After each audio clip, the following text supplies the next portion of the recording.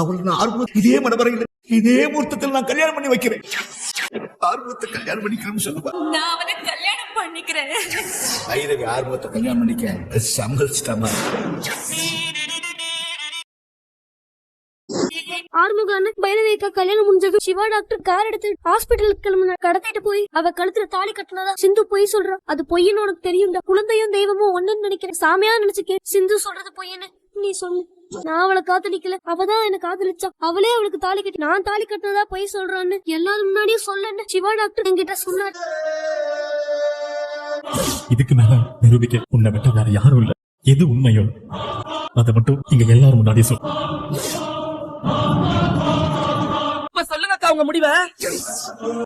அவ கழுத்துல இருக்கிற தாலியை நானே அறுத்து இந்த கோவில் உண்டியல்ல போடுறேன். என் புள்ளிய ஏமாத்தி கல்யாணம் பண்ண இவள இந்த ஊரை விட்டு நானே விரட்டி அடிக்கிறேன்.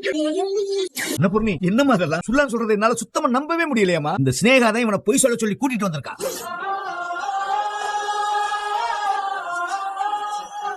பொண்ணு சாகச்சன கூட செத்துருவா. ஆனா இப்படி ஒரு பாவத்தை செய்யவே மாட்டேன். என் பிள்ளை மேல எனக்கு நம்பிக்கை இருக்கா பொண்ணு.